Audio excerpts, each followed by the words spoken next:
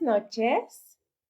Yo soy Lady Kaboom y esto es Archivos Prohibidos, el espacio donde abrimos historias que mucha gente de alguna forma leyó, pero muy pocos entendieron realmente.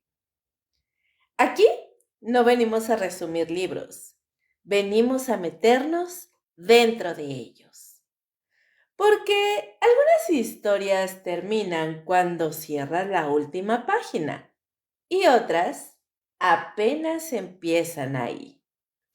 Así que apaga las distracciones, ponte cómodo, porque esta noche vamos a abrir un archivo que jamás debió quedarse solo en papel. Hoy, en Archivos Prohibidos, El exorcista de William Peter Blatty. Comenzamos. Imagínate esto. Son las 3 de la mañana. La casa está en silencio. No hay tráfico afuera. No hay televisión encendida. No hay vecinos haciendo ruido. Nada. Y de pronto, una niña escucha algo. Un golpe. Luego otro. Y después un sonido extraño que parece venir desde arriba, desde el ático. No es un ruido fuerte, no es una explosión, no es algo que provoque pánico inmediato. Es peor. Es uno de esos sonidos pequeños que te hacen levantar la vista y pensar, ¿qué demonios fue eso? La niña escucha, espera, el ruido vuelve. Y entonces empieza una historia que décadas después seguiría provocando pesadillas. Porque aunque mucha gente cree que El Exorcista es una novela sobre demonios, posesiones y rituales religiosos, la verdad es que William Peter Blatty escribió algo mucho más inquietante.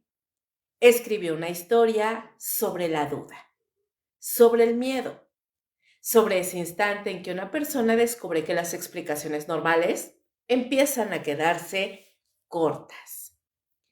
Y créeme, no hay nada más aterrador que eso.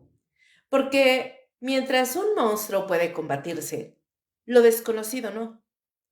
La historia nos lleva a Georgetown, un barrio elegante de Washington, D.C. Calles tranquilas, casas antiguas, universidades prestigiosas, árboles moviéndose suavemente con el viento. Un lugar donde nadie espera encontrarse con el mal absoluto. Y precisamente por eso funciona tan bien. Porque el horror rara vez llega con una advertencia. Casi siempre aparece donde menos sentido tiene. Ahí conocemos a Chris McNeil, actriz famosa, inteligente, independiente, una mujer acostumbrada a resolver problemas. No es alguien que crea fácilmente en supersticiones. No es alguien que vea fantasmas detrás de cada sombra. Es una persona práctica, racional y además es madre.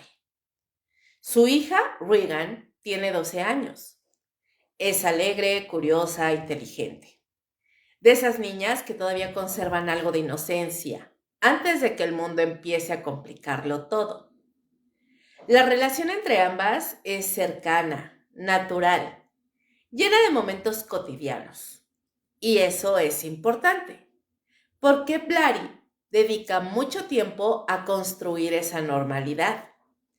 Quiere que te sientas cómodo, quiere que conozcas a estas personas, quiere que Georgetown se convierta en un lugar familiar, porque cuando finalmente aparezca el horror, no estará invadiendo una mansión embrujada, estará invadiendo un hogar, y eso cambia todo. William Peter Blatty entendía perfectamente algo sobre el miedo. El verdadero terror no aparece cuando entras a un castillo abandonado en medio de una tormenta. El verdadero terror aparece cuando estás en tu propia casa y algo deja de encajar. Cuando el lugar que debería ser seguro comienza a comportarse de forma extraña y cuando los objetos aparecen donde no deberían estar, cuando los sonidos llegan desde habitaciones vacías, cuando una sensación incómoda empieza a instalarse en el ambiente y todavía no sabes por qué. Eso es exactamente lo que hace el exorcista. No corre, no grita, no busca asustarte desde la primera página. Se acerca lentamente, como una sombra que aparece en tu visión periférica, como un pensamiento incómodo que no puedes sacar de tu cabeza, como una grieta diminuta en algo que parecía perfectamente sólido.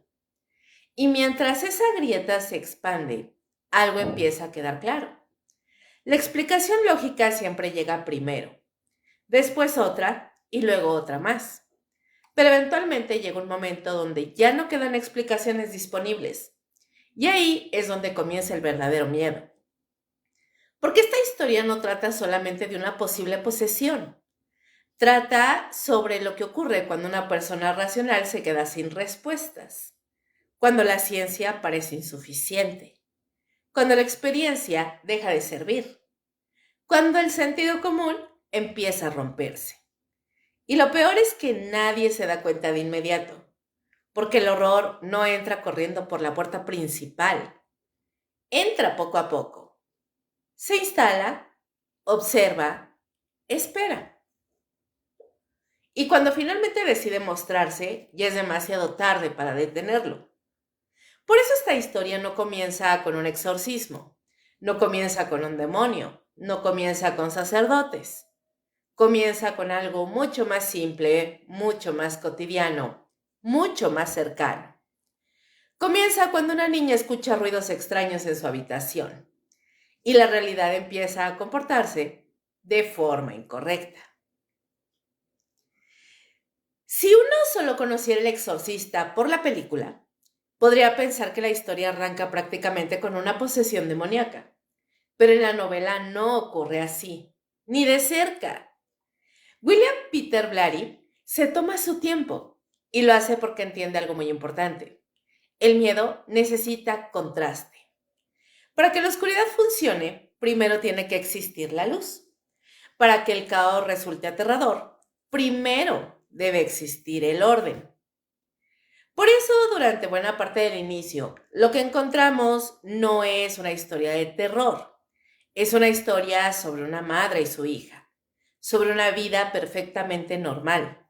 Y precisamente por eso resulta tan inquietante. Chris MacNeil era una mujer bastante exitosa, una actriz reconocida, no una superestrella inalcanzable, pero sí alguien que había construido una carrera sólida dentro del cine.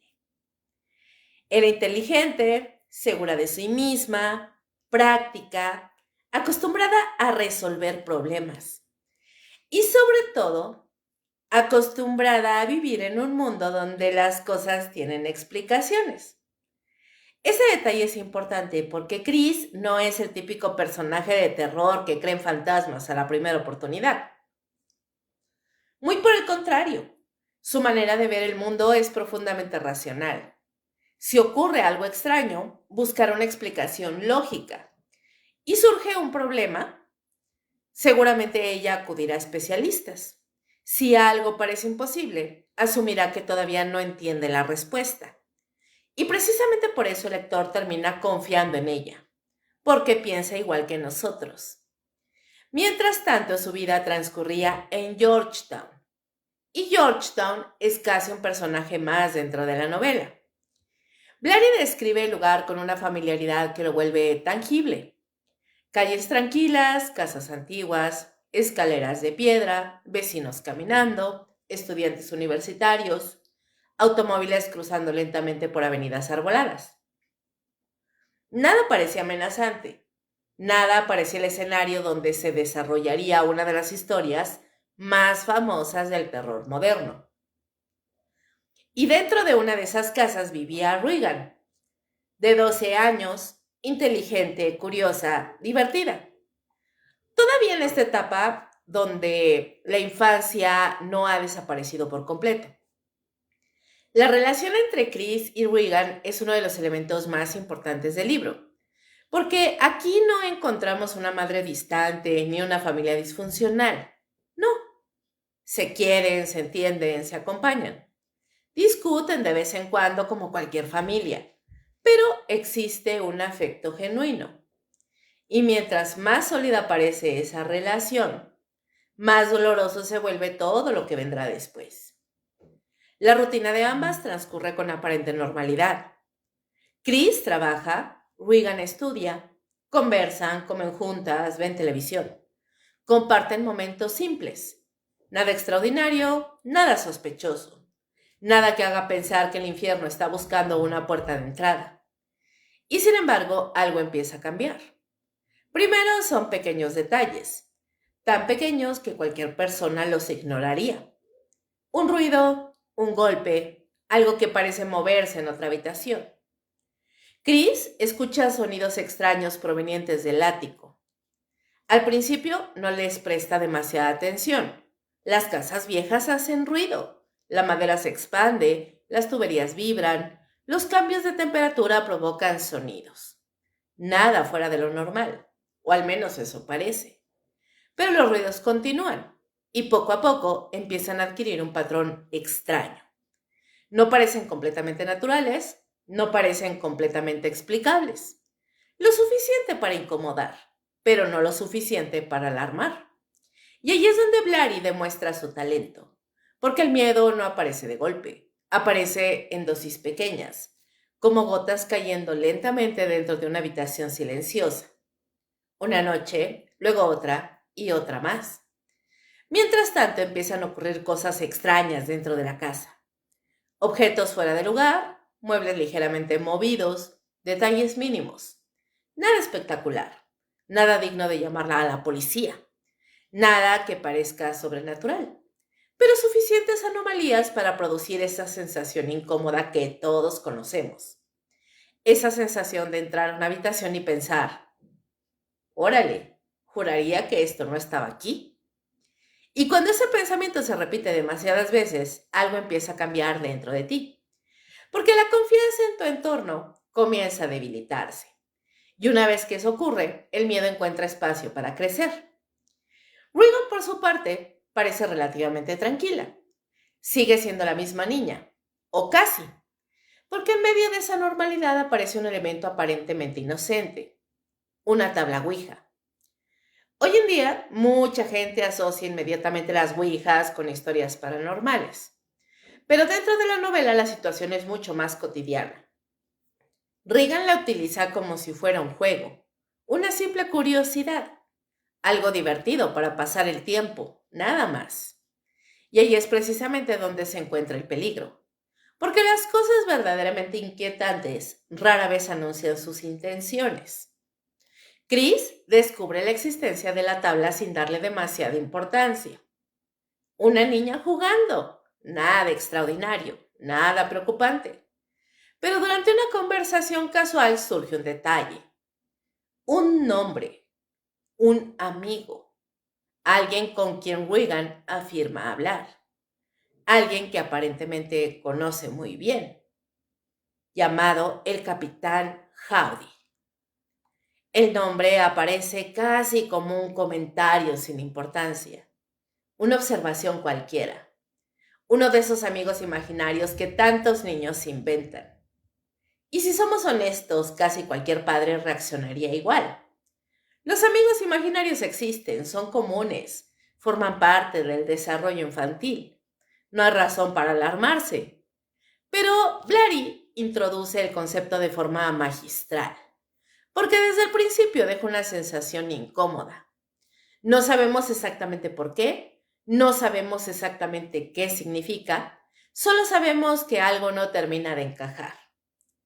Capitán Howdy empieza siendo una simple curiosidad, una anécdota, una rareza, y sin embargo su presencia comienza a extenderse lentamente por la historia, como una sombra, como una mancha que empieza a crecer sobre una pared.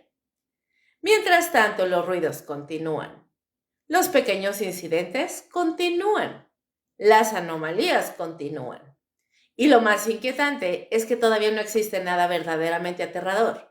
Ninguna cabeza girando, ninguna voz demoníaca, ninguna escena extrema. Solo una acumulación de pequeñas rarezas. Y precisamente por eso funcionan tan bien. Porque así es como entra el horror en la vida real. No aparece acompañado por música de terror, no viene con luces rojas, no anuncian su llegada. Simplemente comienza a alterar pequeños detalles, pequeñas certezas, pequeñas rutinas, hasta que un día descubres que ya no te sientes cómodo en un lugar que antes considerabas seguro. Esa es la sensación que empieza a instalarse dentro de la casa de Georgetown, una sensación difícil de explicar, como si algo hubiera entrado, como si alguien estuviera observando, como si una presencia silenciosa caminara por los pasillos cuando nadie está mirando. Y quizá lo más perturbador es que nadie puede demostrarlo. No existe evidencia clara, no existe una prueba definitiva, solo intuiciones, sensaciones, pequeños eventos dispersos. Pero la suma de todos ellos empieza a construir algo inquietante, una atmósfera, una presión invisible, una especie de expectativa oscura, porque el lector comienza a comprender algo antes de que los propios personajes. Comprende que la historia ya empezó, aunque ellos todavía no lo sepan.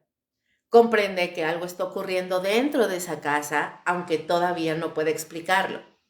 Comprende que la normalidad está comenzando a fracturarse y que detrás de esos ruidos, detrás de esos objetos desplazados, detrás de la tabla Ouija y detrás del misterioso Capitán Howdy, existe algo esperando, algo paciente, algo silencioso, algo que todavía permanece oculto entre las sombras, pero que ya encontró la puerta por donde entrar.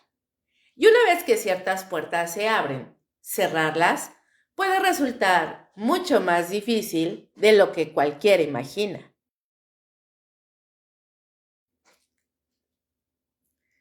Hay una frase que resume perfectamente esta parte del exorcista y no tiene nada que ver con demonios. Tiene que ver con hospitales, con médicos, con análisis clínicos, con especialistas. Y sobre todo con una palabra que empieza a perseguir a Chris MacNeil como una maldición. La palabra inexplicable.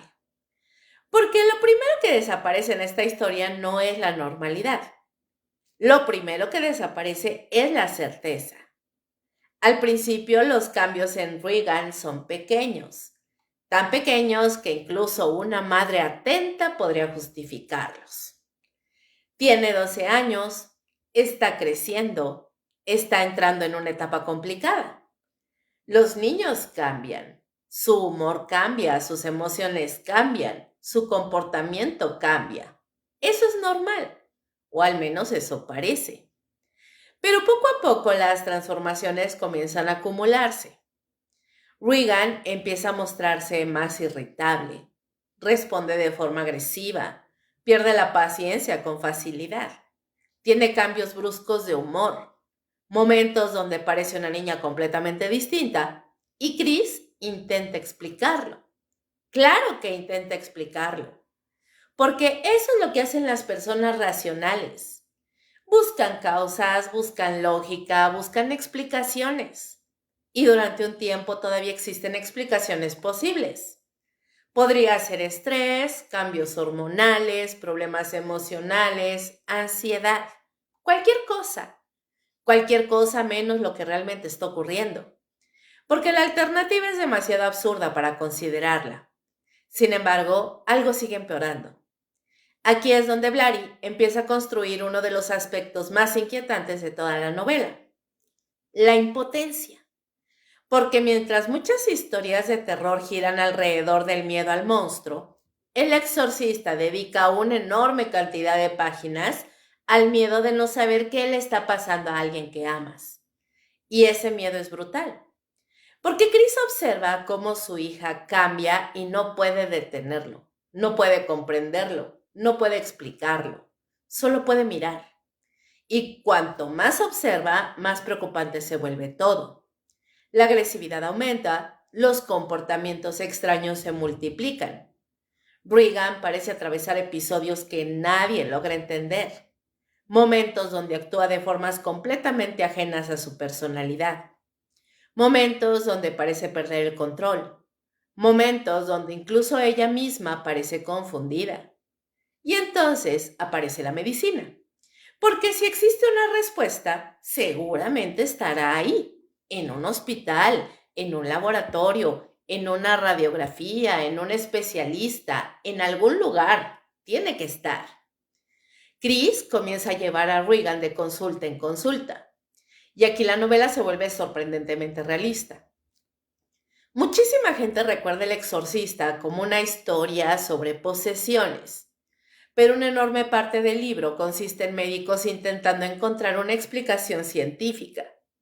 Y eso es precisamente lo que vuelve tan poderosa la historia, porque Blatty no salta directamente a lo sobrenatural. Primero agota todas las alternativas posibles, una por una, sin prisas, sin trampas. Los exámenes comienzan, los análisis comienzan, los estudios neurológicos comienzan, y cada nueva prueba trae una mezcla de esperanza y terror. Esperanza porque quizá esta vez se encuentren la causa. Terror porque quizá no. Los hospitales empiezan a convertirse en escenarios recurrentes.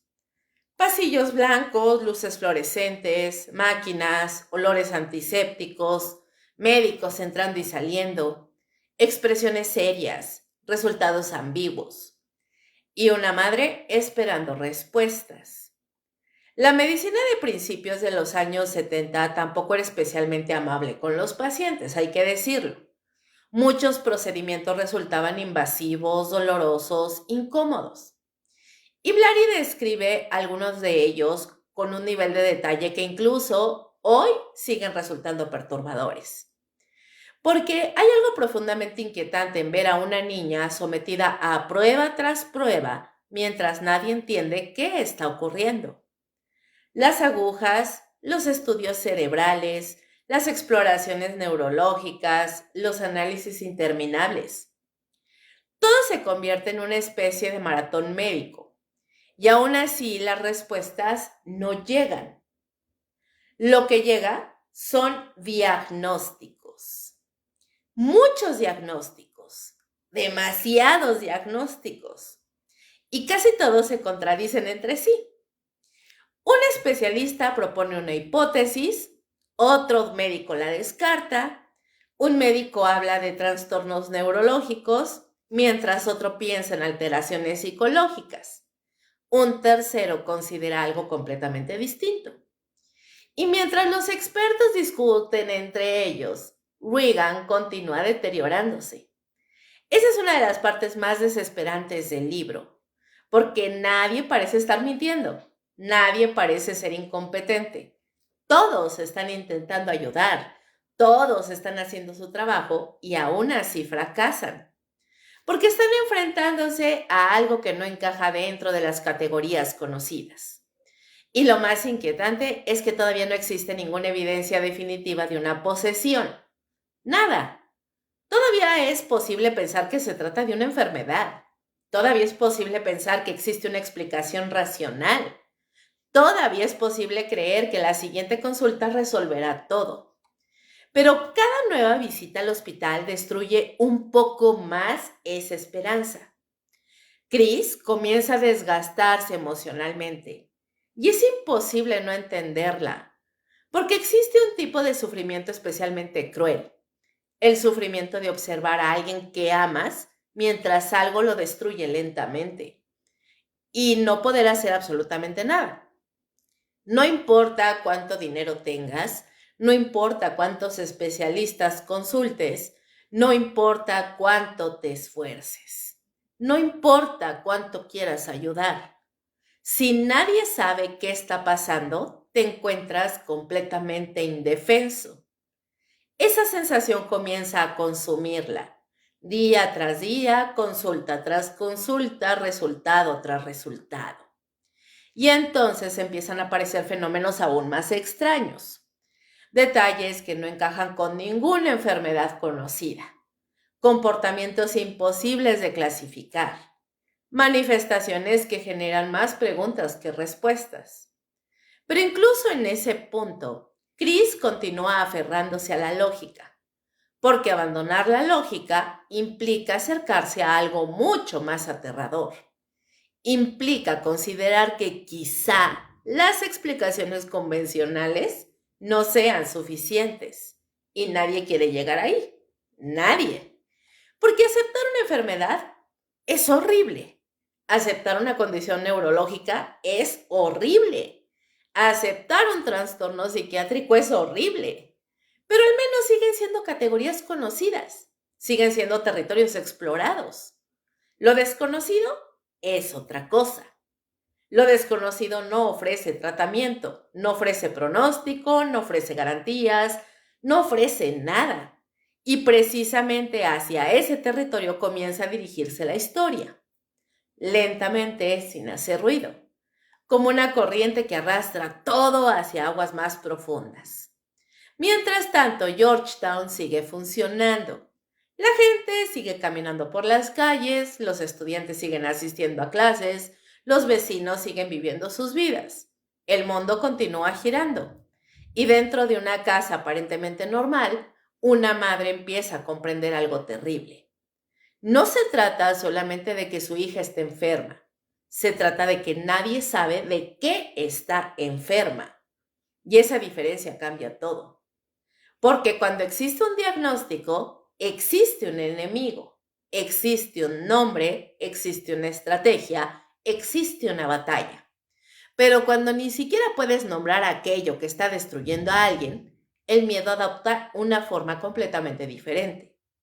Más silenciosa, más profunda, más íntima y mucho más difícil de combatir. Para este punto de la novela, William Peter Blatty ya ha conseguido algo extraordinario.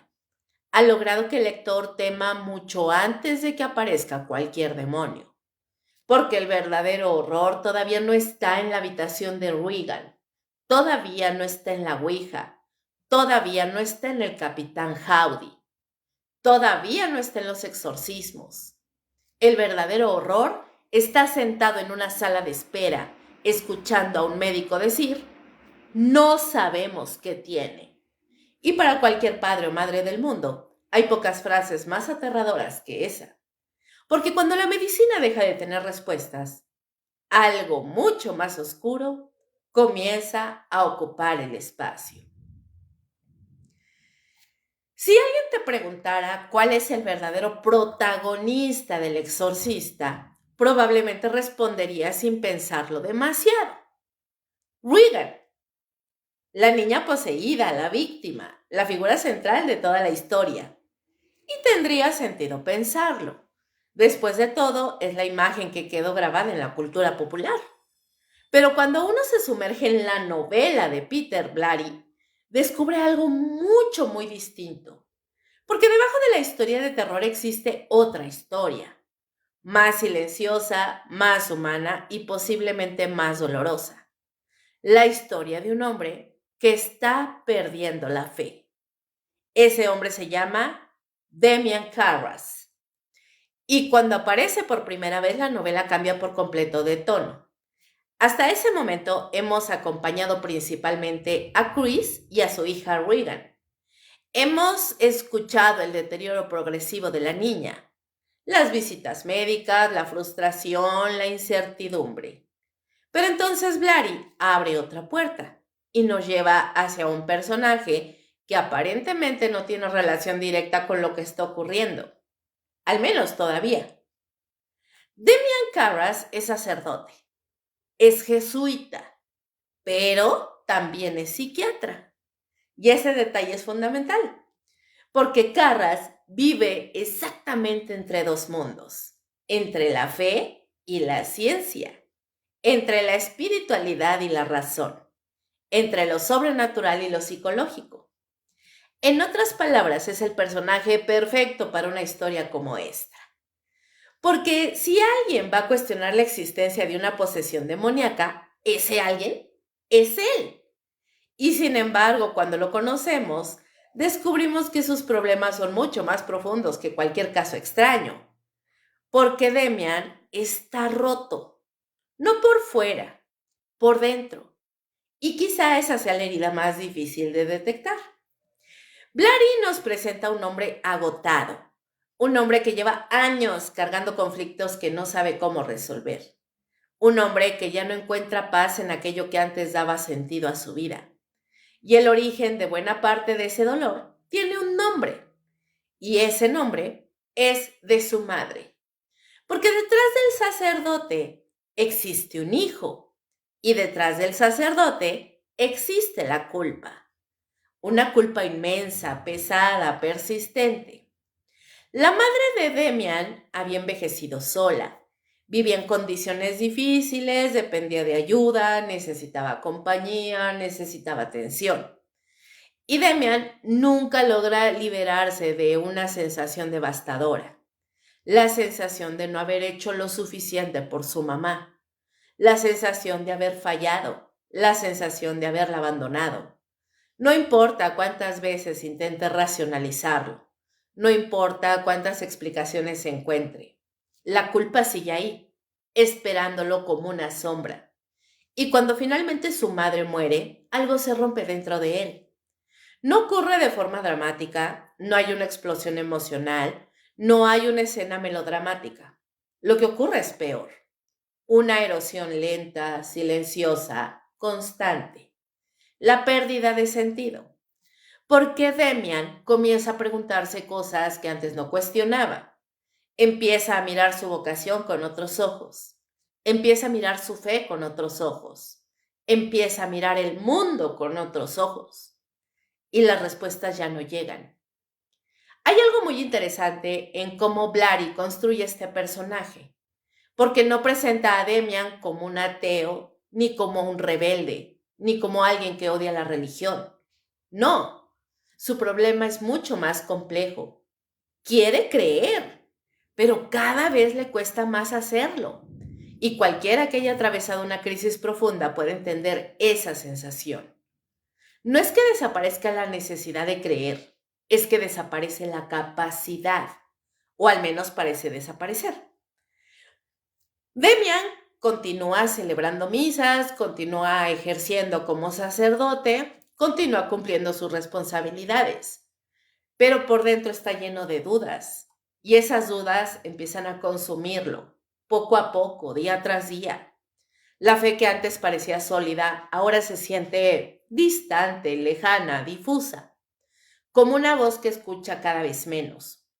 Y aquí es donde la novela revela una de sus verdaderas obsesiones, porque El Exorcista no es una historia sobre demonios, es una historia sobre la duda. La duda de Chris, la duda de los médicos, la duda de los investigadores y sobre todo la duda de Demian Carras. De hecho, cuanto más avanza la novela, más evidente resulta que el conflicto principal ya estaba presente mucho antes de cualquier posesión. La verdadera batalla ocurre dentro de las personas, dentro de sus mentes, dentro de sus creencias, dentro de sus heridas. Por eso Demian resulta tan fascinante, porque representa algo profundamente humano. El miedo a perder aquello que daba sentido a nuestra existencia. Y mientras lucha con todo eso, también experimenta una soledad enorme, una soledad que pocas personas parecen comprender, porque existe un tipo particular de aislamiento que aparece cuando atraviesas una crisis espiritual. Puedes estar rodeado de gente, puedes hablar con otros, puedes continuar con tu rutina y aún así sentirte completamente solo. Y Demian vive exactamente ahí, en ese territorio extraño donde ya no encuentra consuelo ni en la fe ni en la razón. Y lo más interesante es que sin saberlo todavía, empieza a parecerse muchísimo a Regan. A simple vista parecen personajes opuestos. Una niña de 12 años versus un sacerdote adulto. Una víctima versus un observador. Pero Blary construye un paralelismo extraordinario entre ambos, porque los dos están perdiendo algo. Regan está perdiendo el control de sí misma. Demian está perdiendo la fe. Regan ve cómo algo extraño invade su vida. Demian ve cómo algo extraño invade sus creencias. Regan experimenta una transformación aterradora. Demian también. Solo que la de él ocurre en silencio. Y quizá por eso resulta tan poderosa. Mientras la situación de la niña empeora, el sacerdote continúa enfrentando sus propios fantasmas. No demonios, fantasmas emocionales. Recuerdos, arrepentimientos, preguntas, dudas. La clase de cosas que no pueden exorcizarse fácilmente. Y aquí es donde William Peter Blatty demuestra una inteligencia narrativa enorme, porque muchos autores habrían acelerado el ritmo, habrían llevado inmediatamente la historia hacia los fenómenos sobrenaturales. Pero él no. Él entiende que el verdadero terror necesita preparación, necesita profundidad, necesita personajes reales. Por eso dedica tantas páginas a la vida interior de Demian, porque cuando llega el momento de enfrentarse a algo imposible, necesitamos entender exactamente quién es y sobre todo entender qué está en juego, porque no será solamente una lucha contra una entidad, será una lucha contra su propia desesperación, contra sus propias dudas, contra su propia incapacidad para creer. Y ese conflicto ya está presente mucho antes de que aparezca cualquier evidencia de posesión, mucho antes de que la palabra exorcismo entre en escena, mucho antes de que el nombre de un demonio sea pronunciado. La batalla ya comenzó, solo que todavía nadie la reconoce, ni siquiera él. Para este punto de la novela, Regan continúa deteriorándose. Chris continúa buscando respuestas. Los médicos continúan fracasando. Y en otro rincón de Georgetown, Demian Carras sigue caminando por las calles mientras carga una pregunta que lo persigue constantemente. Una pregunta sencilla, pero devastadora. ¿Y si ya no creo? Esa pregunta, más que cualquier demonio, es el verdadero núcleo del exorcista. Porque William Peter Blatty no está construyendo únicamente una historia de horror. Está construyendo una historia sobre la pérdida. La pérdida de certezas, de control, de sentido. Y cuando esas pérdidas empiezan a acumularse, algo se vuelve evidente. El demonio todavía no ha mostrado su rostro, pero el conflicto central de la novela ya está completamente vivo. Porque mucho antes de que una presencia oscura entre en una habitación, la duda ya encontró la forma de entrar en el corazón de quienes la habitan. Hay un momento muy específico en El Exorcista donde la historia cambia para siempre. No porque aparezca un demonio, no porque alguien pronuncie una maldición, no porque ocurra una escena súper espectacular. La historia cambia porque llega un instante en el que las explicaciones normales empiezan a quedarse sin oxígeno. Y cuando eso ocurre, el miedo adquiere una forma completamente distinta. Hasta este punto, Chris MacNeil todavía intenta aferrarse a la lógica. Es una mamá que ya está agotada, está frustrada y está muy asustada, pero sigue creyendo que existe una respuesta médica esperando en alguna parte. Tiene que existir, porque la alternativa resulta demasiado absurda, demasiado imposible, demasiado aterradora. Sin embargo, su hija Regan continúa empeorando. Y ya no hablamos de simples cambios de humor, ya no hablamos de irritabilidad, ya no hablamos de comportamientos extraños. Ahora hablamos de transformaciones que comienzan a desafiar cualquier diagnóstico razonable. La niña que conocimos al principio de la historia empieza a desaparecer. No físicamente, todavía no, pero sí emocionalmente, psicológicamente. Su personalidad parece fragmentarse, su comportamiento se vuelve impredecible, sus reacciones dejan de tener sentido y la sensación de que algo anda terriblemente mal empieza a invadir cada rincón de la casa.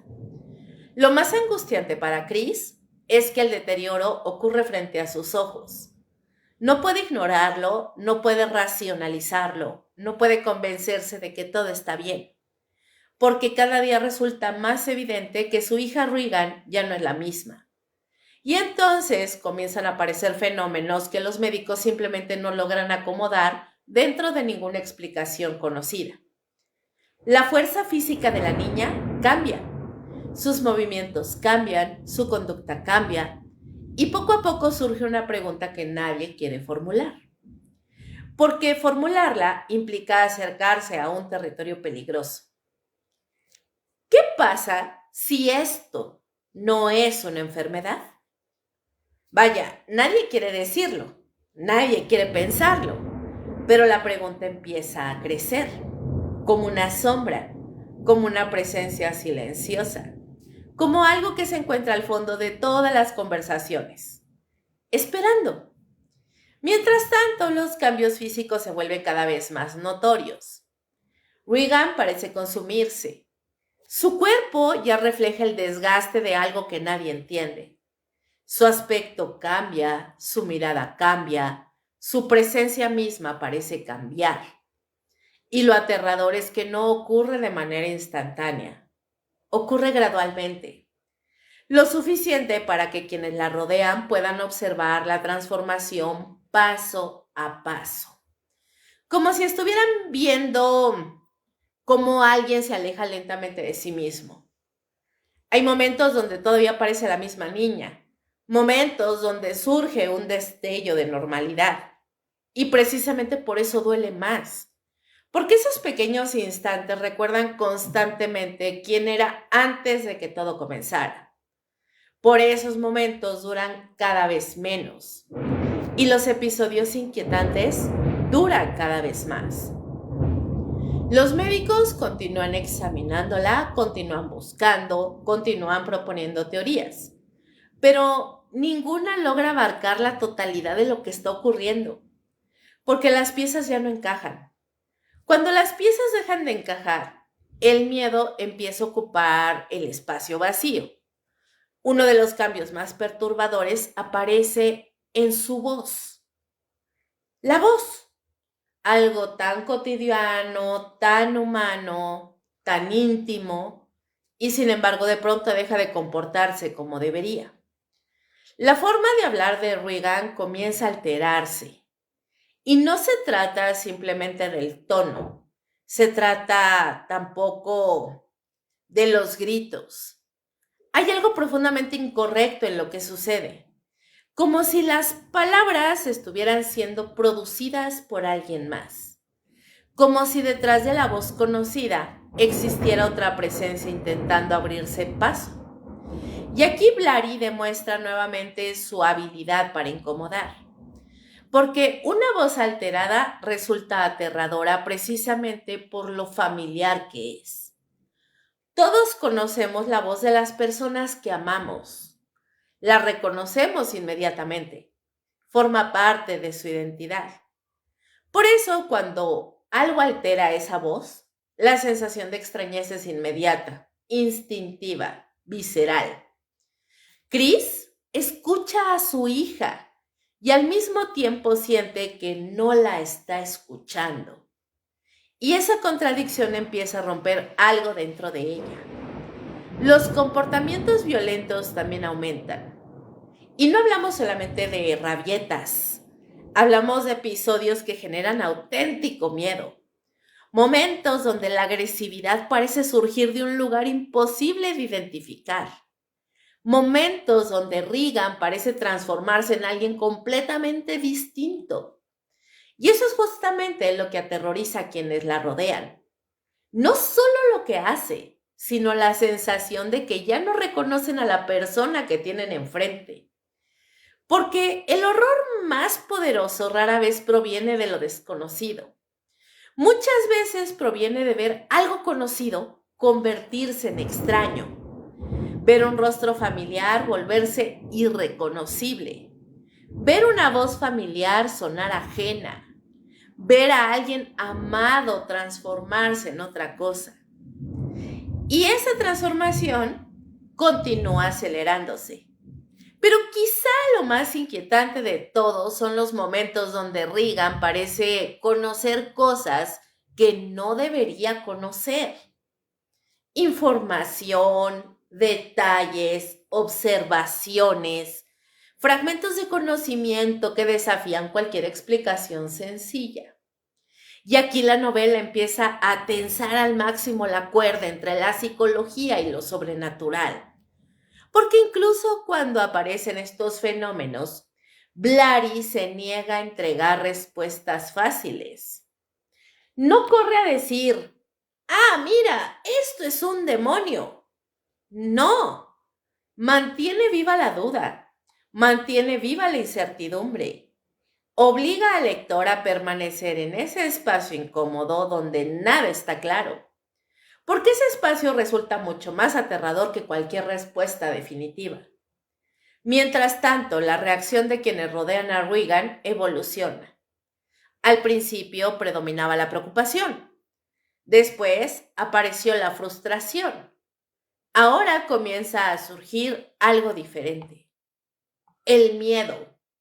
Miedo auténtico. No preocupación, no ansiedad, no estrés. Miedo. Porque las personas empiezan a enfrentarse a situaciones que no saben interpretar. Y cuando un ser humano no puede interpretar algo, el miedo aparece de forma natural. Los médicos sienten miedo. Los familiares sienten miedo. Los visitantes sienten miedo. La casa misma parece impregnarse de miedo, como si el ambiente hubiera cambiado, como si el aire se hubiera vuelto más pesado, como si algo invisible estuviera ocupando espacio. Y es aquí donde llegamos al corazón filosófico de la novela. Porque la verdadera pregunta de esta parte no tiene que ver con demonios, tiene que ver con la razón, tiene que ver con los límites del conocimiento humano, tiene que ver con aquello que ocurre cuando nuestras herramientas habituales dejan de funcionar. Durante siglos, la humanidad ha aprendido a confiar en explicaciones racionales, y con razón. La ciencia funciona, la medicina funciona, la lógica funciona. Pero el exorcista plantea una pregunta profundamente incómoda. ¿Qué ocurre cuando todas esas herramientas parecen insuficientes? ¿Qué ocurre cuando los especialistas fracasan? ¿Qué ocurre cuando los diagnósticos se contradicen?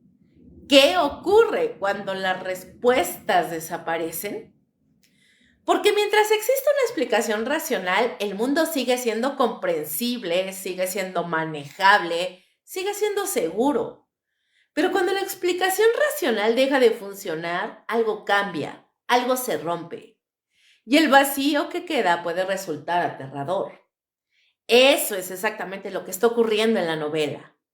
No estamos viendo únicamente el deterioro de una niña, estamos viendo el deterioro de las certezas de su madre, las certezas de los médicos, las certezas del propio lector. Y conforme esas certezas se derrumban, una posibilidad empieza a emerger desde las sombras. Una posibilidad absurda, ridícula, imposible, pero cada vez menos descartable. Porque para este punto de la historia ya no basta con decir que Regan está enferma. Ya no basta con decir que atraviesa una crisis psicológica. Ya no basta con decir que existe una explicación médica esperando ser descubierta. Ahora hay algo más, algo que nadie quiere nombrar, algo que todavía permanece oculto, algo que parece observar desde detrás de los ojos de la niña y que poco a poco empieza a utilizar su voz. Porque si hasta ahora la historia trataba sobre una niña enferma, muy pronto comenzará a tratar sobre algo mucho más difícil de aceptar. La posibilidad de que dentro de esa habitación no todo lo que habla sea realmente Regan. Ahora, si El Exorcista fuera una historia convencional, Este sería el momento en que aparece el sacerdote, observa algo extraño durante 5 minutos y anuncia solemnemente que la chiquilla está poseída. Pero William Peter Blatty no escribe así. Y justamente por eso la novela sigue funcionando décadas después. Porque cuando Demian Carras entra en la historia, no llega como un cazador de demonios, no llega como un experto en exorcismos, no llega como un hombre convencido de que el mal sobrenatural existe. Llega como exactamente lo contrario. Llega como un escéptico y eso cambia absolutamente todo. Para este punto, Chris MacNeil ya ha recorrido hospitales, consultorios, laboratorios y especialistas. Ha gastado energía, tiempo, dinero, esperanza y aún así sigue sin obtener respuesta. Lo único que tiene son preguntas. Preguntas cada vez más aterradoras. Preguntas que nadie parece capaz de responder. La situación de su hija continúa deteriorándose. Los episodios extraños aumentan. Los fenómenos difíciles de explicar se acumulan. Y Chris empieza a escuchar una posibilidad que jamás habría considerado meses atrás. Un exorcismo. Solo pensar en esa palabra resulta absurdo, ridículo, anticuado, casi vergonzoso. Estamos hablando de una actriz famosa que vive en el mundo moderno, no de una campesina medieval, no de una mujer atrapada en supersticiones. Chris no cree en posesiones demoníacas, ni siquiera contempla seriamente esa idea. Pero ha llegado un punto donde las alternativas comienzan a agotarse. Cuando las alternativas se agotan, las personas empiezan a explorar territorios que antes habrían descartado automáticamente. Y ahí es donde entra Demian Carras. Y lo primero que debemos entender es que él tampoco cree, o al menos no de la forma que la gente imagina. Sí, este hombre es sacerdote. Sí, pertenece a la iglesia. Pero recordemos que también es un psiquiatra. Y en este momento de su vida confía mucho más en la psicología que en los demonios. Por eso acepta involucrarse. No para confirmar una posesión, sino todo lo contrario. Su trabajo consiste en demostrar que no existe ninguna posesión. La iglesia misma funciona así dentro de la novela. Y ese detalle suele sorprender a mucha gente, porque antes de considerar un exorcismo, la institución eclesiástica siempre exige descartar explicaciones naturales, psiquiátricas, neurológicas, médicas, psicológicas. La posesión para la iglesia no es la primera conclusión, es la última de todas. Por eso Demian comienza investigando exactamente como lo haría cualquier profesional, observando, preguntando, evaluando, analizando, buscando inconsistencias, buscando causas racionales, buscando errores, buscando cualquier cosa que permita explicar lo que está ocurriendo. Y al principio encuentra varias posibilidades. Porque honestamente, muchas de esas manifestaciones podrían interpretarse desde la psiquiatría. Podrían ser personalidades alteradas, conductas agresivas, cambios extremos de comportamiento, lenguaje extraño. Vaya, todo eso tiene precedentes clínicos. Todo eso puede estudiarse, puede discutirse. Demian conoce esos casos, los ha visto antes. Por eso no se impresiona fácilmente y durante buena parte de su evaluación mantiene una postura firme. Debe existir una explicación, tiene que existir, porque aceptar algo sobrenatural implica derrumbar demasiadas cosas. no solamente científicas, sino personales, espirituales, psicológicas, filosóficas incluso. Sin embargo, mientras más tiempo pasa observando a la niña, más incómoda se vuelve la situación, porque aparecen detalles que empiezan a desafiar las categorías habituales. Pequeños detalles al principio, pero suficientes para sembrar dudas. Y la duda, una vez que entra, resulta difícil de expulsar. Uno de los aspectos más inquietantes tiene que ver con el conocimiento, con información que aparentemente la niña no debería poseer. Por ejemplo, detalles privados, datos desconocidos, observaciones imposibles. Y aquí es importante entender algo. Blary no presenta estas situaciones como pruebas absolutas. Las presenta como problemas, como anomalías, como piezas que no encajan. Y eso resulta mucho más efectivo, porque Demian continúa intentando encontrar explicaciones alternativas. Memoria inconsciente, coincidencias, información obtenida accidentalmente, cualquier cosa. Todo antes de aceptar una conclusión sobrenatural. Pero las anomalías siguen acumulándose. Y entonces aparece otro elemento aún más inquietante. Los idiomas. O al menos aquello que parece ser conocimiento lingüístico imposible. Porque comienzan a surgir expresiones y referencias que desafían lo que una niña de 12 años como Regan debería saber. Otra vez, Demian busca explicaciones, porque eso es lo que hace. No está intentando demostrar la existencia de demonios, está intentando evitar precisamente esa conclusión. Pero mientras más investiga, más difícil se vuelve a ignorar ciertos hechos. Y lo verdaderamente aterrador es que él quiere seguir siendo escéptico, lo necesita. Porque el escepticismo es la última barrera que protege su visión del mundo. Si esa barrera cae, muchas otras cosas caerán con ella.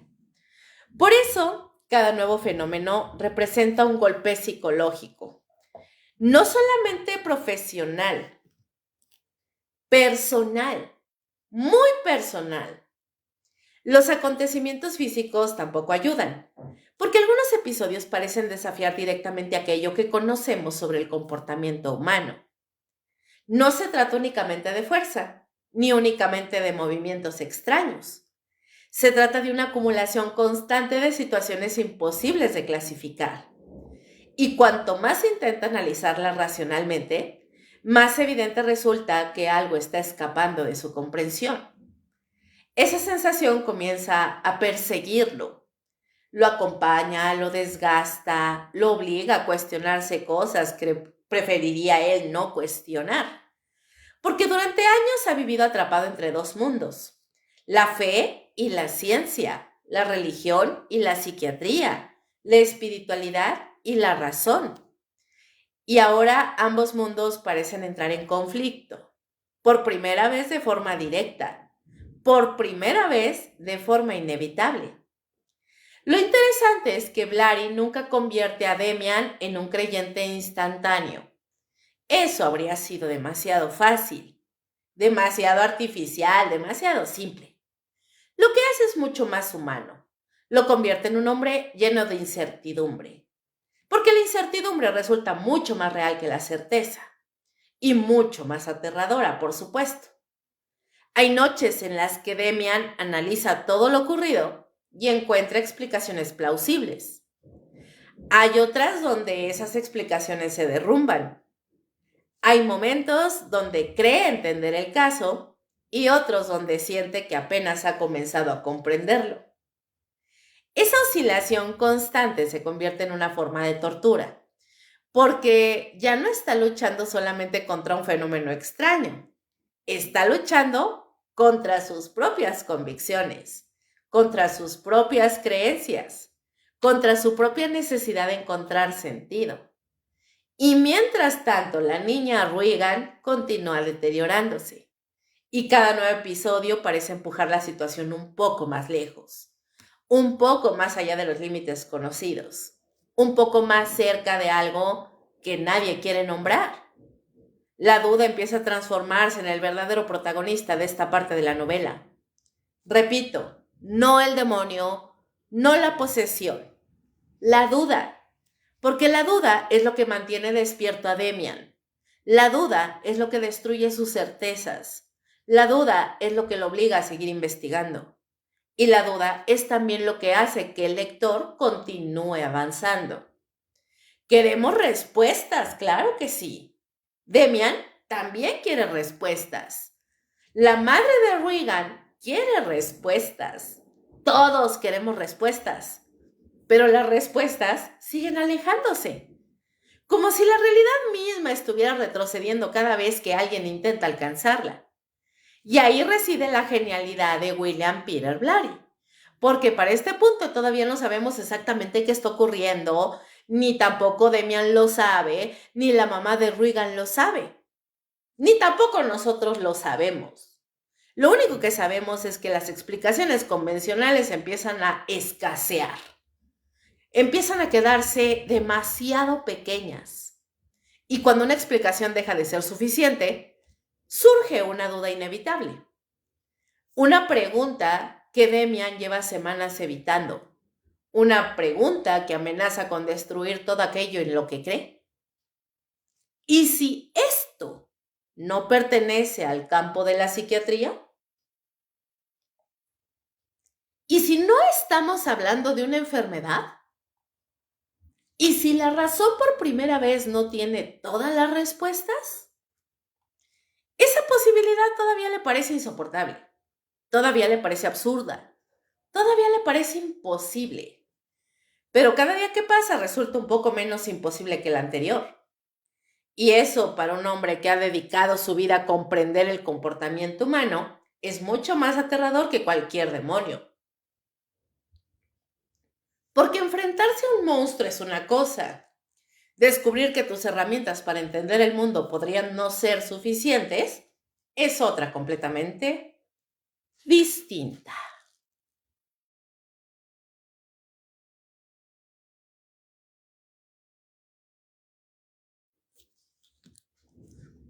Pues bien, hay algo curioso en la forma en que William Peter Blatty construye El Exorcista. Durante buena parte de la novela, sentimos que estamos avanzando hacia algo, como si todos los caminos apuntaran en una misma dirección. Chris está desesperada.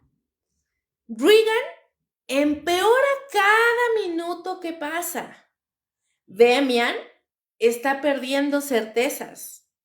Las explicaciones médicas se están derrumbando. La tensión crece y entonces aparece un hombre que parece haber estado esperando este momento desde mucho antes de que la historia comenzara. Ese hombre es el padre Lancaster Merrin. Y lo interesante es que Merrin no entra realmente en la novela cuando lo conocemos. Merrin entra mucho antes, en el prólogo. Miles de kilómetros lejos de Georgetown, lejos de Regan, lejos de Chris, lejos de todo. Porque la historia abre en Irak. Y ese detalle no está ahí por accidente. La mayoría de las adaptaciones populares hacen que la gente recuerde la habitación de Regan, la cama, los gritos, la posesión. Pero Blatty empieza en otro lugar. Empieza entre ruinas antiguas, entre polvo, entre piedras enterradas por siglos, entre vestigios de civilizaciones desaparecidas. Y desde el principio genera una sensación extraña, como si algo estuviera despertando, como si una fuerza muy antigua estuviera moviéndose lentamente debajo de la superficie del mundo. Merrin se encuentra realizando trabajos arqueológicos y mientras explora aquellos restos del pasado, comienza a experimentar una inquietud difícil de describir. No se trata de miedo convencional. es otra cosa, una sensación de reconocimiento, como si percibiera una presencia conocida, como si algo que creía distante estuviera acercándose nuevamente. Y entonces aparece una figura que se convertirá en uno de los símbolos más importantes de toda la novela. Pazuzu. Ustedes se preguntarán, ¿qué cosa es Pazuzu? Bueno, Pazuzu es la imagen demoníaca descubierta durante las excavaciones que Merrin hacía en Irak. Hoy mucha gente conoce el nombre gracias a la cultura popular, pero dentro de la novela cumple una función mucho más profunda. No es simplemente un monstruo, es una advertencia, un anuncio, una señal, la representación física de la oscuridad que lleva siglos acompañando a la humanidad. Merrin observa aquella figura y Blatty describe la escena de una manera muy particular. No hay ataques, no hay fenómenos espectaculares, no hay sobresaltos. Lo que existe es algo mucho más inquietante. La sensación de que dos enemigos antiguos acaban de volver a encontrarse. Y eso nos dice muchísimo sobre Merrin, porque mientras Demian todavía duda de todo, Merrin pertenece a otra categoría. Merrin ya ha visto cosas, ya ha vivido experiencias que lo convencieron de que ciertas fuerzas existen. No necesita pruebas, no necesita teorías y mucho menos necesita convencerse. Él ya cruzó esa frontera hace muchísimo tiempo. Por eso resulta tan diferente a Demian. Demian representa la duda, Merrin representa la certeza, pero no una certeza cómoda, no una certeza tranquilizadora, todo lo contrario.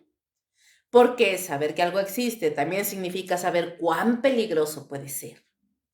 Y Merrin parece cargar exactamente ese conocimiento.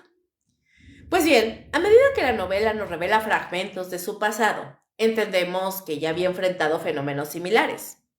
No necesariamente idénticos, pero sí relacionados con aquello que la Iglesia considera posesión. Experiencias que dejaron marcas profundas, experiencias que lo cambiaron, experiencias que le enseñaron algo aterrador. Que algunas batallas no terminan realmente, solo esperan. Y esa idea atraviesa toda la novela, porque para Merrin el caso de Regan no parece un incidente aislado, no parece una anomalía, no parece una excepción, parece una continuación. Como si una guerra antigua estuviera desarrollándose silenciosamente generación tras generación. Y él fuera simplemente uno de los hombres enviados a combatirla. Lo inquietante es que Merrin no aparece como un héroe invencible. Blatty evita completamente ese cliché. Cuando finalmente nos acercamos más al personaje descubrimos algo importante. Merrin está cansado, muy cansado. Su cuerpo ya no responde como antes. La edad ya le pesa. Las enfermedades pesan. Los años pesan. Cada movimiento parece requerir esfuerzo. Cada paso parece recordar que el tiempo ha pasado. Y precisamente por eso resulta tan impactante. Porque cuando llega el momento de intervenir, quien se presenta no es un guerrero joven, no es un hombre lleno de fuerza, es un sacerdote envejecido, agotado, frágil, y aún así dispuesto a entrar. Hay algo profundamente humano en eso, porque Merrin sabe perfectamente que el enfrentamiento puede destruirlo, y aún así acepta, sin dramatismos, sin discursos heroicos, sin necesidad de demostrar nada. Simplemente acepta, como alguien que comprende cuál es su responsabilidad. Y eso vuelve aún más aterrador todo lo que viene después. Porque si alguien con su experiencia se muestra preocupado, quizás existe una razón muy válida para sentir miedo. Quizás Demian sigue investigando. Los caminos de ambos personajes comienzan a acercarse. La novela construye un contraste fascinante. Por un lado está el sacerdote que duda, por otro está el sacerdote que sabe. Por un lado está el hombre que busca respuestas, por otro está el hombre que ya las encontró hace muchos años. Y ambos terminan convergiendo hacia la misma habitación, hacia la misma niña, hacia la misma oscuridad. El simbolismo resulta imposible de ignorar. Demian representa la razón moderna, la psicología, la observación científica, la necesidad de evidencia. Merrin, por otro lado, representa algo mucho más antiguo. La experiencia espiritual, la tradición, la fe, la confrontación directa con el misterio. Y Blatty necesita ambos, porque la historia funciona precisamente gracias a esa dualidad. Si solo existiera Merrin, la novela sería una simple historia de posesión. Si solo existiera Demian, sería una novela psiquiátrica. Pero juntos crean algo mucho más complejo. Una conversación permanente entre dos formas de interpretar la realidad. Y conforme la situación de Regan empeora, esa conversación se vuelve cada vez más urgente. Los fenómenos continúan, la violencia aumenta, las manifestaciones resultan más difíciles de ignorar, la presión crece y finalmente llega el momento que parece inevitable, la preparación para el exorcismo. Incluso aquí Blatty evita el espectáculo fácil, porque lo verdaderamente importante no son los rituales, lo verdaderamente importante es el estado emocional de quienes van a realizarlo. Chris está aterrorizada. Demian está lleno de dudas y Merrin está preocupado. Y eso quizás es lo más inquietante de todo, porque el miedo de un ignorante puede entenderse. El miedo de alguien sin experiencia es normal, pero el miedo de quien ya conoce al enemigo resulta mucho más perturbador.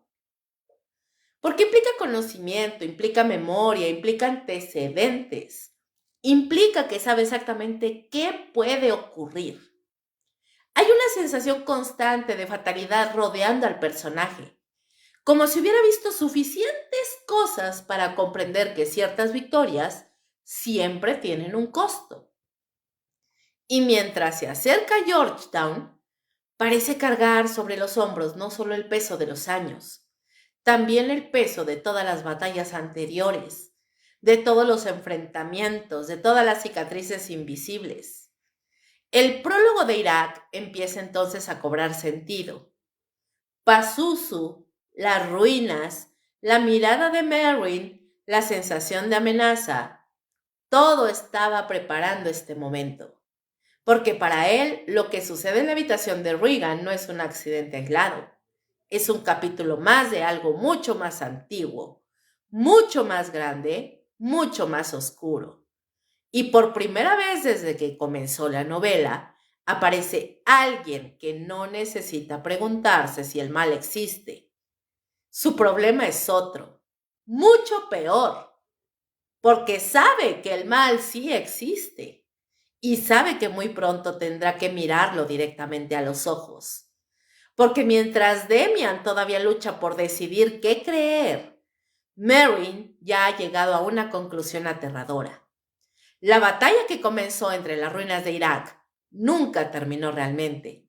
Solo estaba esperando el momento adecuado para reaparecer. Y ahora la espera ha terminado.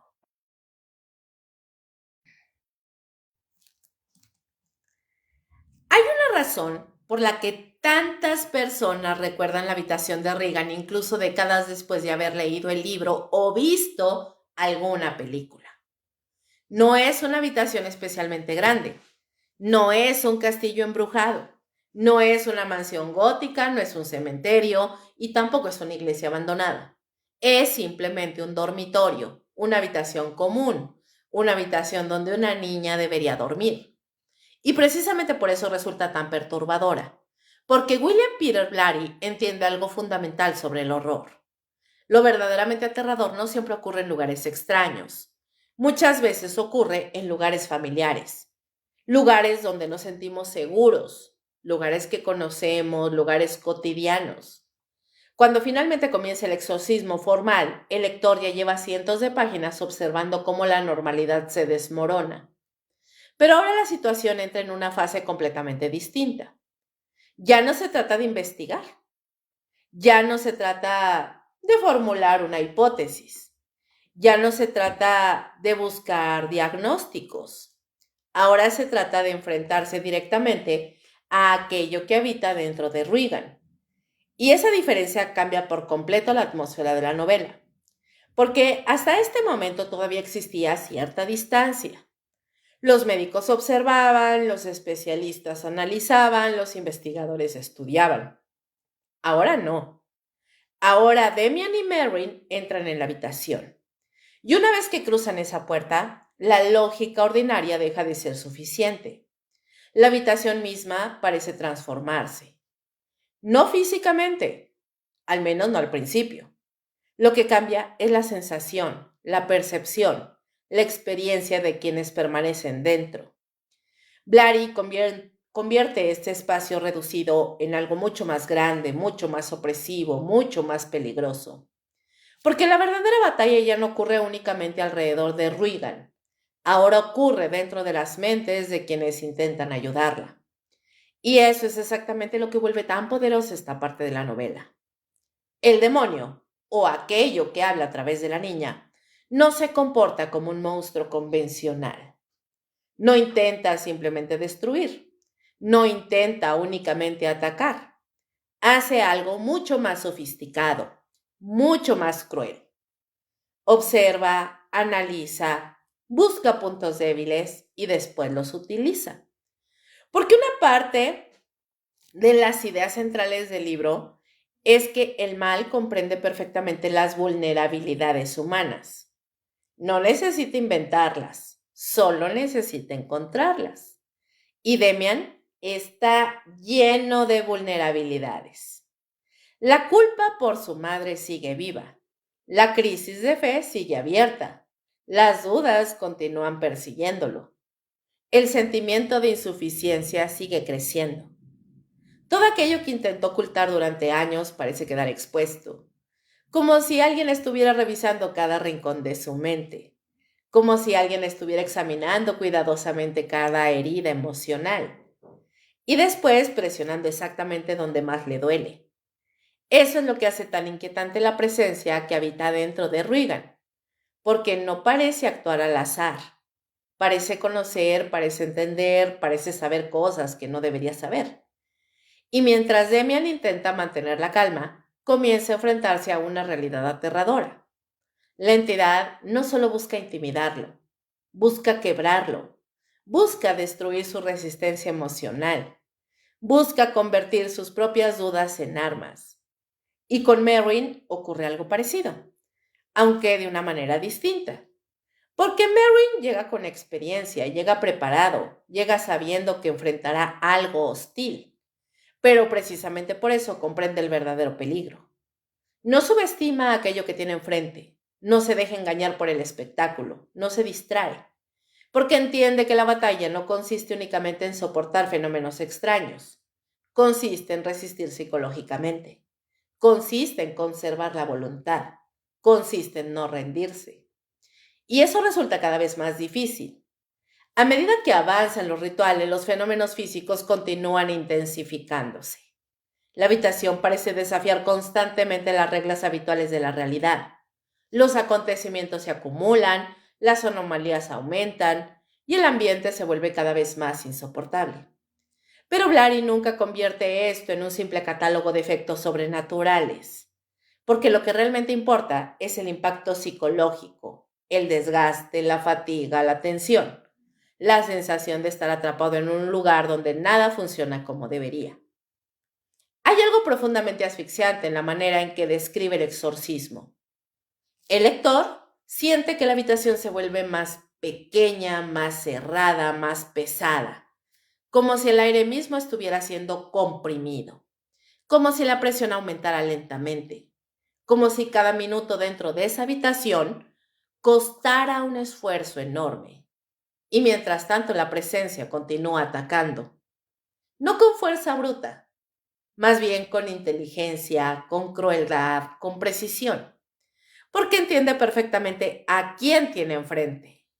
Conoce las inseguridades de Demian, conoce los temores de Merrin, conoce los puntos vulnerables de ambos, y cada ataque parece diseñado específicamente para explotarlos. Esa es la principal diferencia en esta parte de muchas historias de terror. El enemigo no actúa como una bestia, actúa como un manipulador, como alguien que comprende profundamente la naturaleza humana y que sabe exactamente cómo utilizarla en su contra. Por momentos parece que la habitación se convierte en un interrogatorio, en otros parece una tortura psicológica, en otros se siente como una guerra espiritual, pero siempre existe una constante, la intención de destruir la esperanza. Porque más allá de los fenómenos físicos, el objetivo principal parece ser el mismo: convencer a los sacerdotes de que la lucha es inútil, convencerlos de que ya perdieron, convencerlos de que mejor aborten la misión. Y esa es precisamente la razón por la que la fe adquiere tanta importancia dentro de la novela. No como una cuestión doctrinal, no como un debate teológico, sino como una forma de resistencia. Porque Demian no lucha únicamente contra una entidad, también lucha contra su propia desesperación. Y esa desesperación lleva años creciendo dentro de él, muchísimo antes de conocer a Regan, mucho antes de entrar en esa habitación, mucho antes de que comenzara el exorcismo. Por eso cada ataque resulta tan personal, porque golpea heridas que ya existían. Merrin, por su parte, enfrenta un desafío diferente. Él no está dominado por la duda, pero sí por el agotamiento. Su cuerpo ya no es el de un joven hombre. La edad pesa, la enfermedad pesa, el cansancio pesa, y el exorcismo exige cada vez más. Horas, energía, concentración, resistencia. Todo parece diseñado para desgastar lentamente a quienes participan, como una batalla de desgaste, como una guerra donde la victoria depende de quién resista más tiempo. Y eso convierte a la habitación en algo mucho más complejo que un escenario sobrenatural.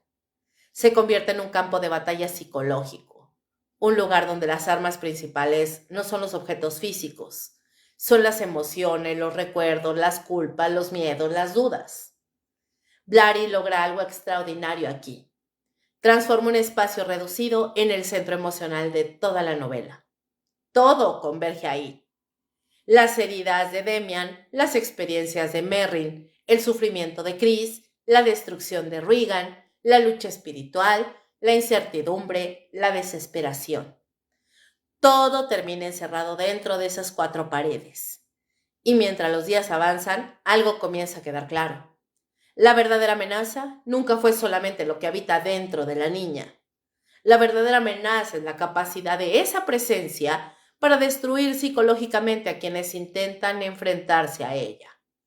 Porque el exorcismo no consiste únicamente en expulsar un demonio, consiste en sobrevivir a él.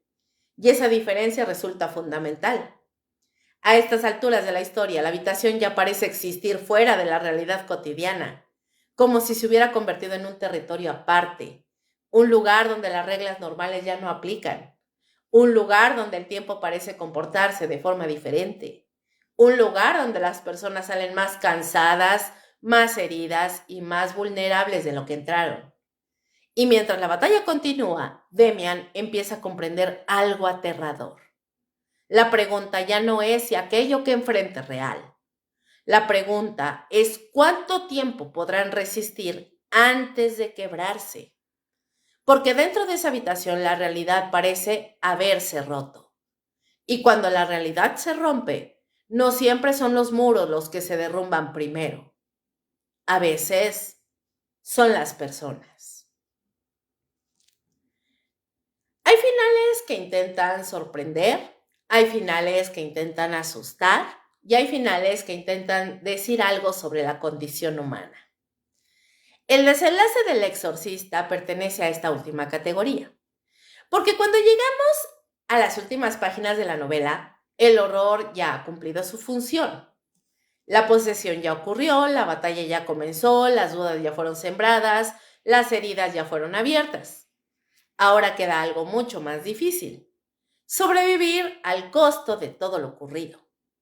Durante días, la habitación de Regan se ha convertido en el centro de una guerra invisible. Una guerra donde nadie sale intacto. Una guerra que ha desgastado física, emocional y espiritualmente a todos los involucrados, y especialmente a dos hombres: Demian Carras y Lancaster Merrin. Dos sacerdotes completamente distintos, dos formas diferentes de entender la fe, dos caminos que terminaron encontrándose frente a la misma oscuridad. Pero mientras la confrontación continúa, empieza a hacerse evidente algo inquietante. Merrin está llegando al límite, y quizá él mismo lo sabe. Desde su llegada, Blatty nos mostró a un hombre agotado, no derrotado, no vencido, pero sí desgastado por los años, por las enfermedades, por el peso de una vida entera enfrentándose a cosas que pocos seres humanos podrían comprender. Cada ritual parece exigirle más. Cada sesión parece consumir una parte adicional de sus fuerzas. Y aún así continúa, sin quejarse, sin dramatizar, sin buscar reconocimiento. Simplemente continúa. Porque entiende algo que Demian apenas empieza a comprender. Algunas responsabilidades no se abandonan porque sean difíciles. Se cumplen precisamente porque son difíciles. Pero el cuerpo humano tiene límites, y esos límites terminan alcanzándolo. En medio de aquella batalla interminable, ocurre uno de los momentos más devastadores de toda la novela. Merrin muere, no en una explosión sobrenatural, no en una escena grandilocuente, no en una batalla épica. Muere como mueren los seres humanos. Su corazón simplemente ya no resiste más. Y de pronto la figura que parecía sostener toda la resistencia desaparece. La habitación queda en silencio. Un silencio extraño, pesado, terrible. Porque Demian comprende inmediatamente lo que significa. Ahora está solo. Solo con la entidad. Solo con la responsabilidad. Solo con el miedo. Solo con las dudas. Y ese instante representa uno de los puntos más importantes de toda la novela. Porque hasta ese momento, Demian siempre había tenido una referencia a alguien más experimentado, a alguien más seguro, a alguien que parecía saber exactamente qué hacer. Pero ahora ya no. Ahora únicamente queda él y aquello que habita dentro de Regan. Es difícil exagerar el impacto emocional que esto tiene en el personaje, porque Demian llega a ese momento completamente agotado. Lleva meses arrastrando culpa, meses arrastrando dudas, cuestionando su fe, preguntándose si todavía cree en algo. Y ahora se enfrenta a la posibilidad de haber perdido. No solamente el exorcismo, también a Merrin, también a Regan, también a sí mismo. La desesperación comienza a invadirlo, y durante unos instantes parece que todo se derrumba. Pero entonces ocurre algo extraordinario, algo que define toda la novela. Porque Demian finalmente deja de buscar certezas y actúa. Ese detalle es fundamental. Durante gran parte de la historia, Demian ha estado buscando respuestas, buscando pruebas, buscando evidencia, buscando algo que elimine completamente sus dudas. Pero las respuestas nunca llegaron de esa forma, y quizás nunca podían llegar, porque la vida rara vez funciona así. La mayoría de las decisiones importantes no ocurren cuando tenemos certeza absoluta, ocurren cuando debemos actuar sin ella. Y precisamente ahí reside el corazón emocional del exorcista. La confrontación final no consiste simplemente en expulsar una presencia, consiste en tomar una decisión profundamente humana, una decisión desesperada, dolorosa. Demian comprende que la única manera de terminar aquello es ofreciéndose él mismo. Y entonces realiza el acto que define toda la novela. Desafía directamente a la entidad, la provoca, la enfrenta, la obliga a abandonarla. Y cuando la presencia responde, Cuando acepta el desafío, ocurre algo que cambia todo. La oscuridad entra en él por un instante, por un breve y terrible instante. Demian siente aquello que había estado observando durante toda la historia. La violencia, la maldad, el caos, la destrucción, todo concentrado dentro de sí mismo. Y entonces comprende algo. No tiene mucho tiempo, porque sabe que si permanece ahí, terminará convirtiéndose en aquello mismo que intentó detener. Y por eso toma una última decisión. Una decisión brutal, una decisión definitiva, una decisión que transforma toda la historia. Se arroja por la ventana. La caída por las escaleras se convierte en uno de los momentos más recordados de la novela, no únicamente por su impacto visual, sino por lo que representa, porque no es una derrota, es un sacrificio. Demian entrega su propia vida para impedir que aquello continúe. Entrega todo lo que le queda, su cuerpo, su futuro, su existencia, y lo hace sin garantías, sin recompensas, sin saber siquiera si funcionará. Simplemente lo hace, porque alguien debe hacerlo. Y de repente comprendemos algo importante. El verdadero héroe de la historia no es quien nunca tuvo dudas, es quien decidió actuar a pesar de ellas. Después de la caída, llega el silencio. Un silencio completamente diferente al que dominó la habitación durante toda la novela. No es un silencio de amenaza, no es un silencio de tensión, es el silencio que queda después de una tormenta. Regan finalmente es liberada. La presencia desaparece. La pesadilla termina, al menos en apariencia. Pero el costo ha sido enorme. Merrin está muerto. Demian está muerto. Y quienes sobreviven deben aprender a vivir con todo lo que ocurrió. Chris recupera a su hija, pero jamás volverá a ser exactamente la misma persona. ¿Cómo podría hacerlo? Ha visto cosas que destruyeron su visión del mundo. Ha atravesado una experiencia imposible de explicar completamente. Ha perdido para siempre la comodidad de creer que todo puede entenderse. Y eso también ocurre con el lector, porque cuando la novela termina, muchas preguntas permanecen abiertas.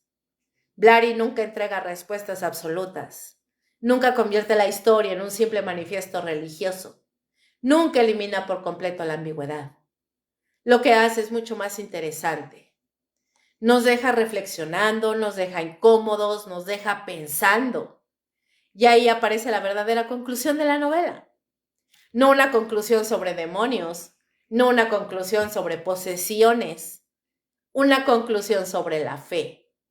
Porque a lo largo de toda la historia, Carras o Demian creyó que la fe consistía en certeza, creyó que debía estar completamente seguro, creyó que debía eliminar todas las dudas, pero el desenlace demuestra algo distinto. La fe no aparece cuando todo tiene sentido, no aparece cuando todas las respuestas están disponibles, no aparece cuando desaparece la incertidumbre. La fe aparece cuando decides actuar aún teniendo dudas, cuando eliges avanzar sin garantías, cuando haces lo correcto aunque no puedas demostrar matemáticamente que va a funcionar, cuando sigues adelante aún sin comprender completamente el camino. Y quizá por eso el final del Exorcista sigue siendo tan poderoso. Porque debajo de toda la oscuridad, debajo del horror, debajo de los rituales, debajo de la posesión y del miedo, existe una pregunta profundamente humana. ¿Qué hacemos cuando ya no estamos seguros de nada?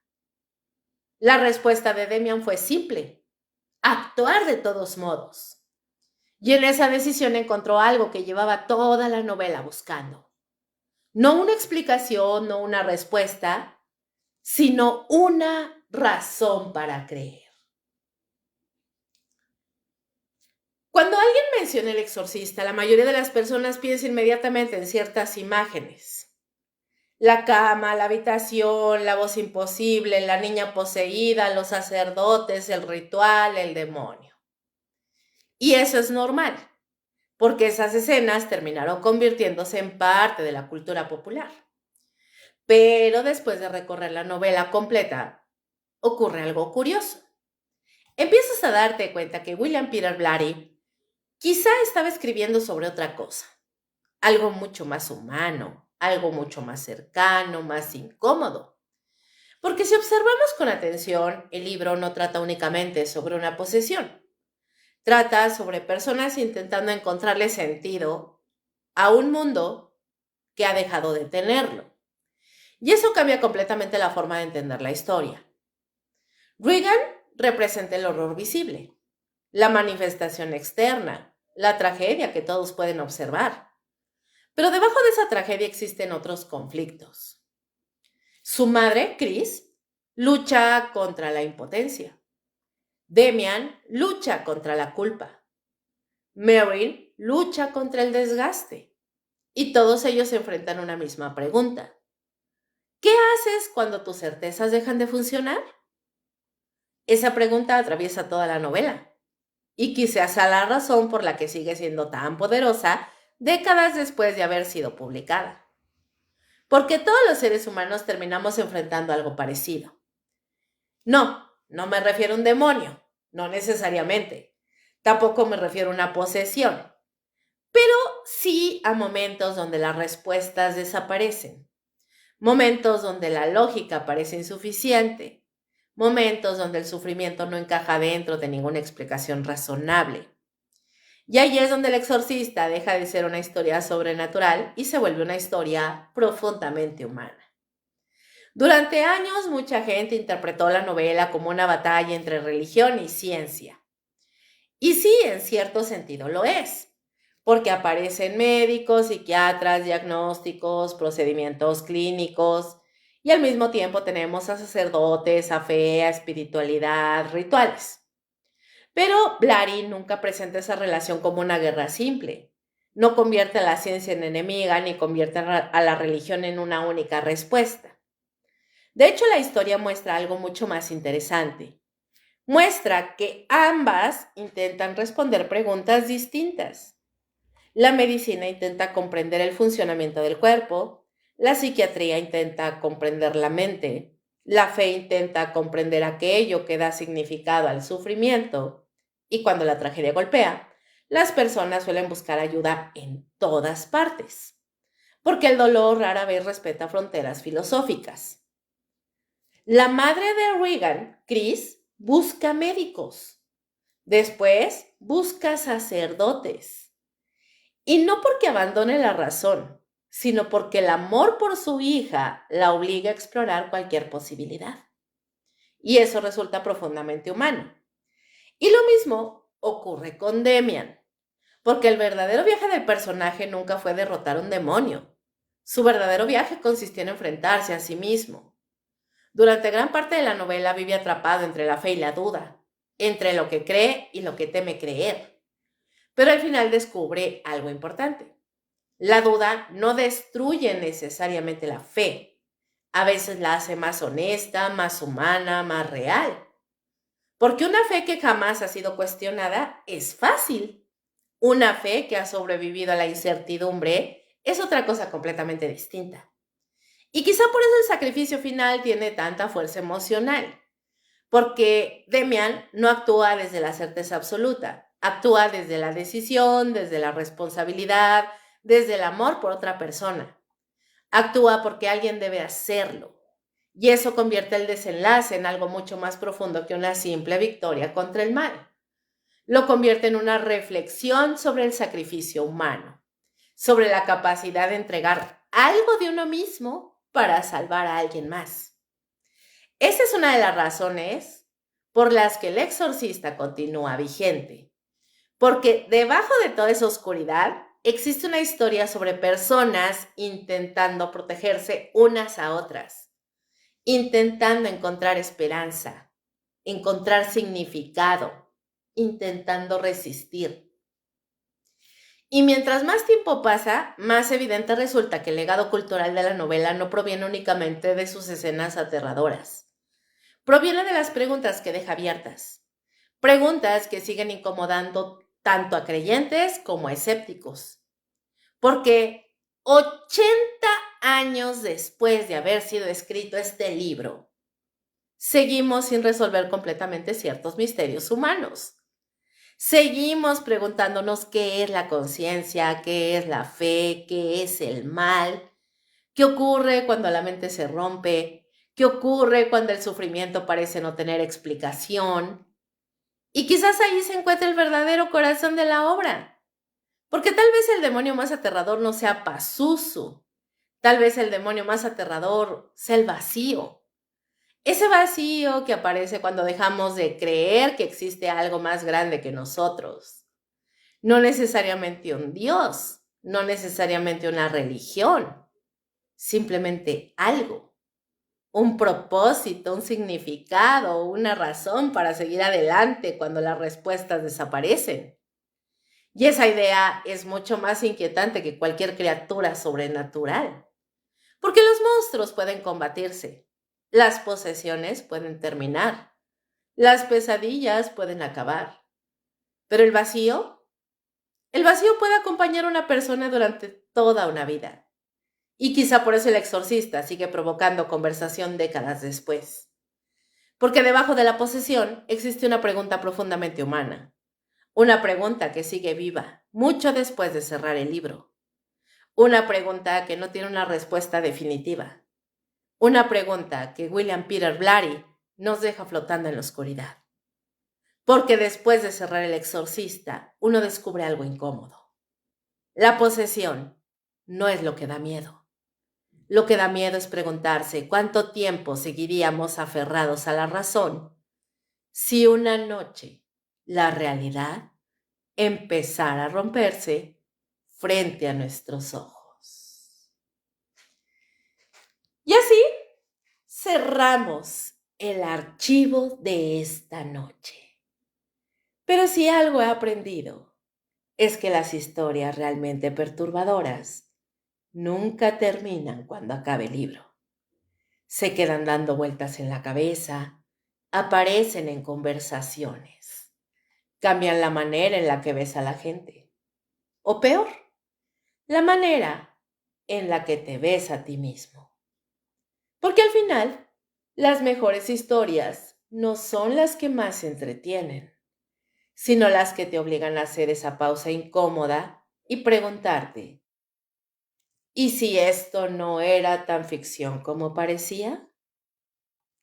Yo soy Lady Kaboom y esto fue Archivos Prohibidos. Gracias por entrar conmigo a esta historia. Y recuerda algo, hay libros que se leen una vez y hay otros que aunque cierres la última página, nunca terminan de soltarte.